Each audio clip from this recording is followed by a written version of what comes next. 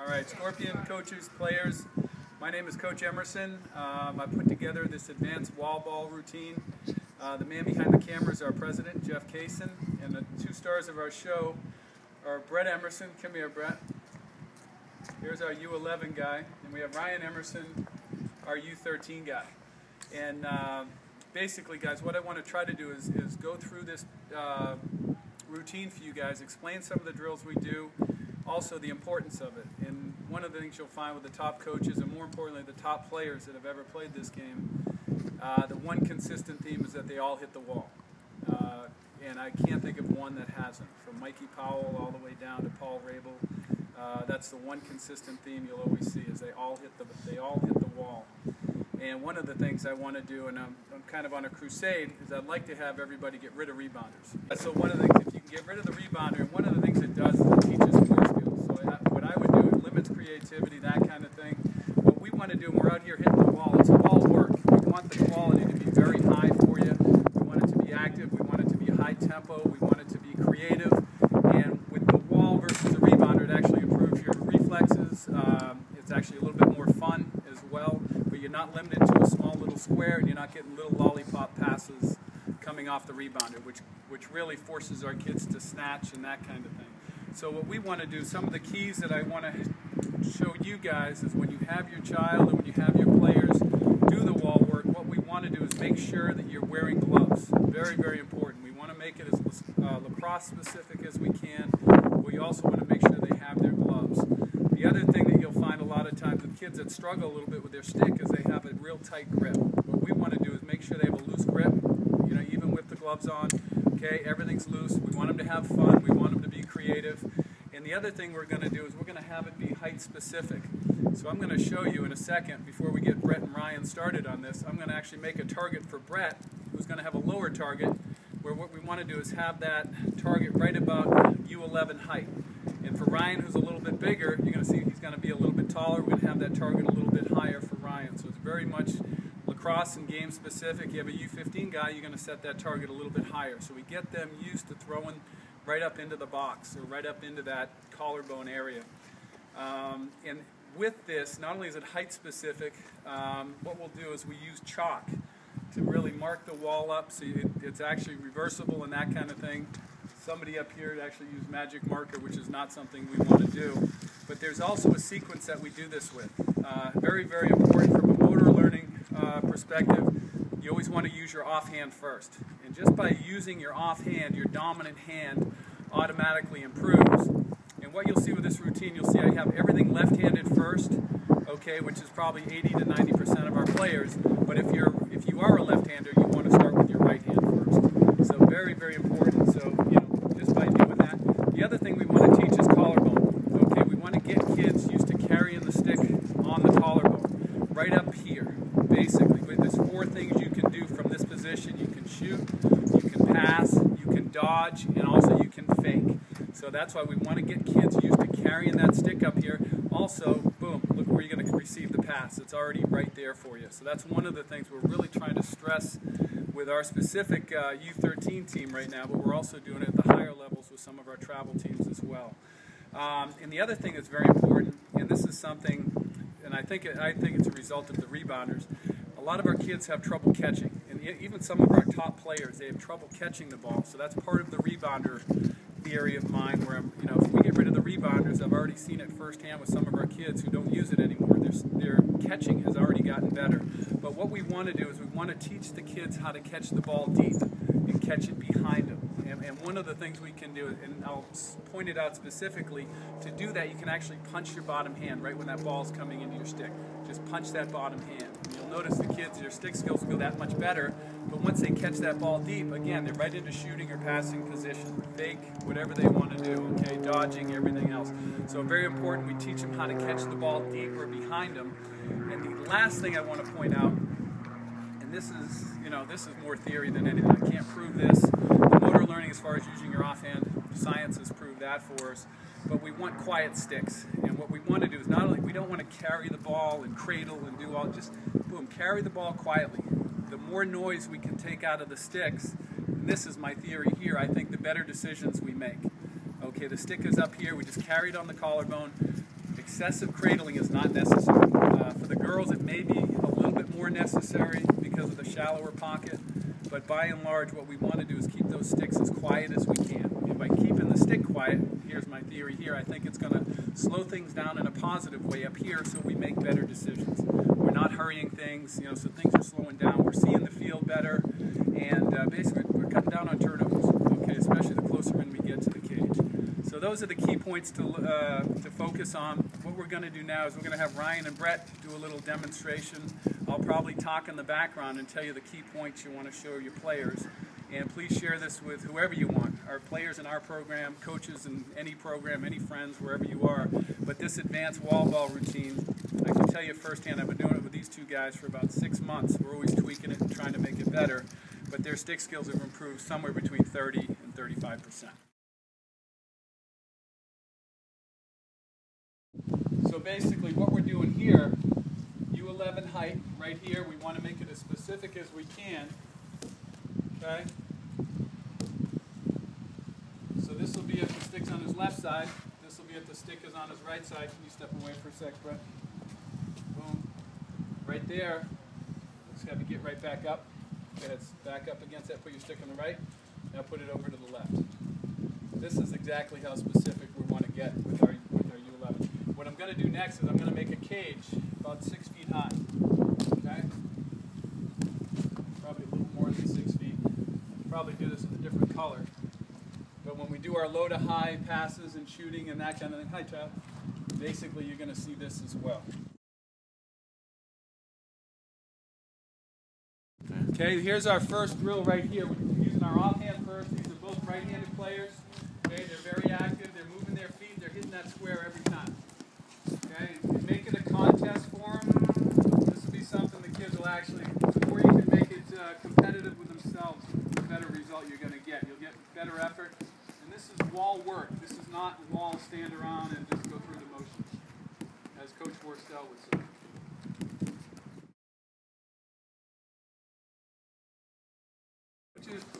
Players, hey, when you're doing this, make sure we always step to our target. We want to point our shoulder and really get a good snap when every throw we make. Okay, it's game-like. We want to make it as game-specific as we can. So you really want to turn that shoulder and hit that target each time. And a nice snap. Get a nice true bounce right off the ball versus a rebounder where you're going to get a little lollipop and actually promote more stick skills.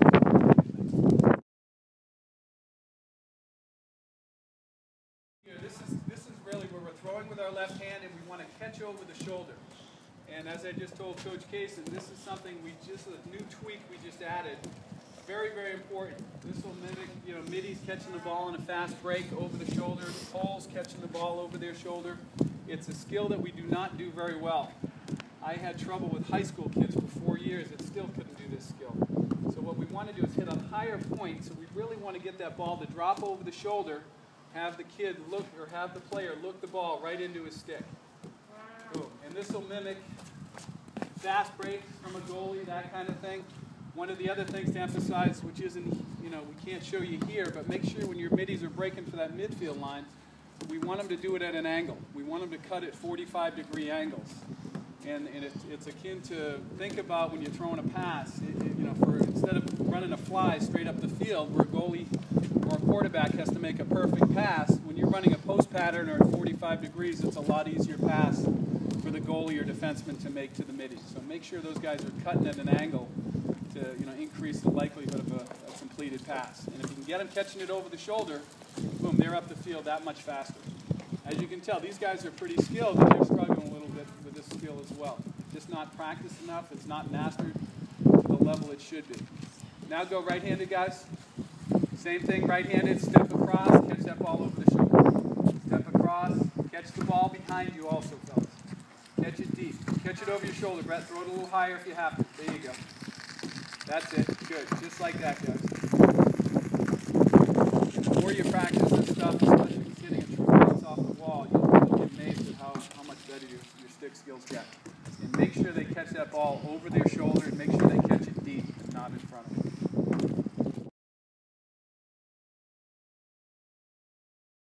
Okay, go ahead. Okay, catch it left, split dodge, go to the right. Okay, throw it harder, Brett. Put a little pace on it. Hit that square each time. Split dodge, go right to the other side. Go right to the other side. Try to get a little more pace to it. Okay, catch it, throw left, catch left, split. Throw right, catch right, and make sure you're doing a split dodge. You're changing the height of that stick, fellas. Change the height of the stick. Take it up and down, Brett. Pull it up and down.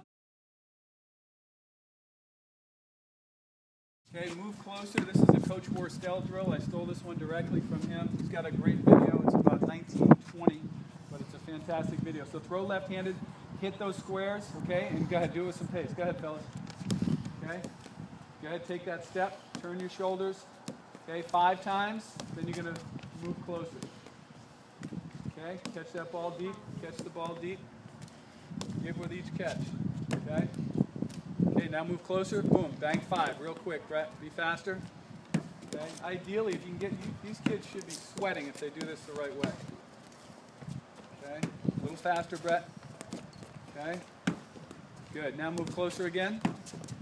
This will help their reflexes, okay? The closer they get, the more challenging this becomes. Real quick, Brett. Try to eliminate the cradle if you can. Nice quiet stick, catch it deep, and then move closer.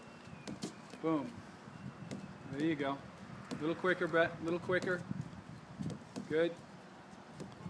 Okay, and now go one more for 5. Get a little closer, real quick.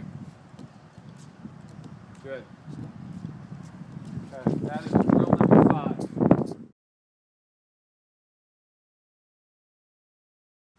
This one here, this is a long feed. This is our 6th one.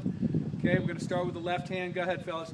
The feet are constantly moving on the balls of the feet, shuffling side to side. Come all the way to the middle, Brett. And hitting a new target. Okay, great for X-Men, great for guys feeding the crease. Okay, looking for accuracy side to side. Okay, and try to hit that box every time. There you go. And for long poles, what you want to do here, you're probably not going to be feeding the crease. What we'll do is we'll back you up even further, and we'll do long passes against the wall. We'll start hitting that second tier right up there. So make long passes across the field. Just hit that second tier right here. Good. And 25 of these, and throw it hard. Throw it hard. Get it across the field. There you go.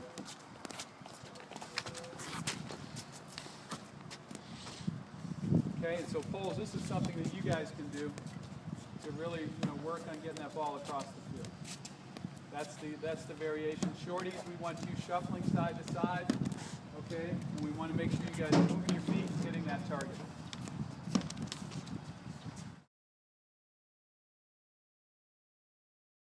Next one here, this is what we call a twister. And what we're going to do here, you're going to see the boys are going to take their sticks up and over. So basically with their left hand, they actually become a right-handed shooter. And if you're coming in from an angle, let's say you're in the right hand, you're coming in from the right side, boom, just pop that stick over the head, it gives you a much better angle. Canadians are known for doing this. This is an indoor lacrosse type of maneuver, but it's another way to help your kids get a better angle and learn how to finish a little bit more effective. So go ahead, guys. Let's start left-handed, bring it up and over, and then throw. Up and over, and throw. And especially if you're just starting out, if some of the kids are new at this, some of these drills, just choke up a little bit, much like a baseball bat. You have much better control. Okay, Ryan's bringing it up and across. Okay, and ideally you want to change the height. You probably want that shot to come low. And this is strictly for shooting. Okay, see these guys have been doing this for a while. This is pretty high level stuff. Okay, let's go right-handed real quick. So every drill we do, you probably see mostly left-handed. We're going to do right-handed as well. Watch how much better they are right-handed. Okay, because they've been practicing left-handed as well. So this is their strong side here, but they've got a pretty good left hand all around as well. In lacrosse, that's why we start left-handed, emphasize and prioritize the left hand or the offhand at all. This is new to the advanced part of the wall ball. What we want to do is get the kids used to handling the stick. Now we're going to go low to high. They're going to do a one-handed cradle low. We start with one-handed because when they go to 2, it's going to be that much easier. You'll see they go with their left hand, they take that step, and they're trying to change the angle from low to high. Very important, and this will lead right into a two-handed shot. You can do you'll learn how to do possession on the ground ball, all kinds of stuff. But this is something that's new. This isn't something they've mastered by any means now. As you see, they're struggling a little bit here. Okay, we'll go to right-handed in a sec. You'll see the other side will be a lot better. Okay, let's go to right-handed, fellas. Now watch how much better this is. One-handed cradle, boom. They can pretty much hit that target each time. And here's where you want to start using the cage. You see the top crossbar on some of these. Ryan, if you can move down one square, just try to bring these one-handed throws right up under the crossbar. Right there. There you go. And that's where we're going to go low to high on the angle. Okay, very tough for a goalie. When you see a goalie, when the goalie sees that stick drop low, they're automatically going to bring their stick low, and they're going to get low. They may even drop to their knees. That's why when you take a two-handed shot, what you need to do is you need to bring that ball from low to high right up over the shoulder. Okay? That's good right there. Coaches, here's where we want to start using the cage. Okay, Brett, move back a little bit. Okay? And low to high, again, we're going to try to bring that ball right up under the crossbar. Go ahead. Left-handed. And by practicing just the one hand at a time, that two-hand, it's a lot easier for them, as you can probably tell. One hand is very challenging. But the key is you want to get that ball going low to high. Okay, transferring the weight or shifting the weight from back foot to front foot. So it's a full body or a full system type of movement or shot here. There you go. Okay, and now you're going to see the difference. Okay, left-handed, they've gotten a lot better at this. This wasn't even part of their repertoire 6 months ago. And now it's actually going to be something you'll see them use in a game as well. I just missed out. Okay, let's go right-handed, guys. Go ahead, show them right-handed. Now watch how much better. Just by practicing that left, okay, so Brett's going to be able to pull this right up underneath. Look at that. With some pace, okay. And you want to go a little higher, Ryan. Get this ball right up underneath the crossbar. Let's grab another ball, Brett. There you go. Good. Good. Right up underneath. There you go. And they don't have to be perfect on this, but what you want to do is see them change the angle of that shot from low to high. That's the most important thing. They're not going to be perfect on every one. Go left-handed first, okay, in and out of the sticks. You'll notice they don't cradle. They're catching the ball deep here. Okay? Oh, Brian missed that one. Okay, go up and turn your shoulder. You want to point your shoulder to the wall. There you go. Just in and out of the sticks. This is all offhand work right here. You're going to take it to the right side. With practice, if you can do this 2 to 3 times a week minimum with these kids, you'll be amazed at how much this routine will help their skills. Okay, let's go to the other side, guys. And now you'll see the difference here. Watch this. This will be almost easy for them. In and out. There you go. It takes a lot of strength to throw the ball with one hand. Ryan's older, he's a little bit stronger. You see, it's a lot easier. They're catching the ball deep. Nice quiet stick. Boom. Two-handed left, okay? And here's where we want to do. Here's as far as catching. See how Ryan catches the ball behind him? He's punching that bottom hand. There you go. Just by punching that bottom hand, it gets that stick behind him automatically. Great way to improve the catching skills of your kid. Brett, turn your shoulder back. There you go. In and out, in and out. No cradle. The quieter the stick, again, the better the performance, or the better the results with these kids. The cradle is overemphasize skills on the cross, at least for the boys' side. So we want that stick nice and quiet. By quieting the stick, again, back to my theory, I think it makes for better decision making. It definitely makes for better results. Now the fun one. Okay, we're going to do around the world. Okay, this is fun. Okay, this next one here, this is around the world. This is left-handed. This is all new for these guys, and you're going to see, they're going to mess up, which is fine. We're going to transition this one, which is very difficult, which is behind the back. Okay, this is kind of a fancy one, but it's a way for kids to, be creative, have some fun with this stuff. They like this thing. They like this kind of work. It's challenging, but it's going to help improve their stick skills. The difference. Now watch right-handed to left-handed. Okay, they're going to mess up. Brett just messed up there, but it's okay to mess up. Let them have fun. Let them make mistakes. Come across, you're stepping across, and you're pulling it behind. Okay? And again, by practicing the left hand first, that right side is going to be that much better. The other thing you'll notice is, wait till you see how good these kids are as far as behind the back, which is a very useful shot, especially as you're crossing the crease.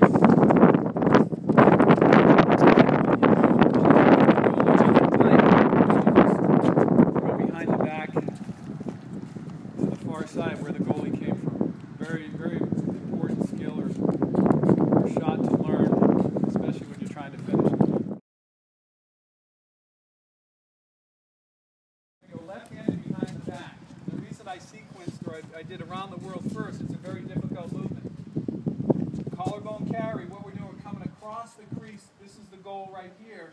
That goalie's going to follow me across the crease. What I want now, great time, instead of taking a tough angle shot where he's right on it, I pull the stick behind me, and I'm going to be pulling with the top hand, and it's just the opposite.